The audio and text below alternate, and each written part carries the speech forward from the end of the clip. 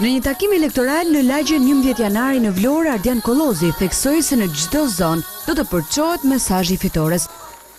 Ne kemi lidhur Vlorën me infrastrukturë moderne në gjitha anët. Kemi realizuar investimin e rëndësishëm atë të ujësjellësit 26 milionë euro, kanalizimit të ujrave të zeza, depurimit të tyre. Kemi investuar në shkolla, çerdhe, spitale. Kemi rritur paga dhe pensione. Kemi realizuar që emigrantët vinë dhe të gjejnë veten e tyre dhe të projektojnë të ardhmen e familjeve të tyre këtu në Shqipëri. Qeveria ka investuar edhe në spitale. Kjo është dëshmuar nga doktor Leonard Sinani, i cili është edhe kandidati i Partisë Demokratike për qarkun e Vlorës. Gjatë kësaj periudhe 8 vjeçare në spitalin e Vlorës, të paktën ja bërë investime miliona euro, të cilat ne kishim parë në klinikat perëndimore dhe nuk imagjinonim dot që të kishim në spitalin tonë. Kështu që gjatë kësaj periudhe investimet në fushën e mjekësisë kanë qenë të konsiderueshme.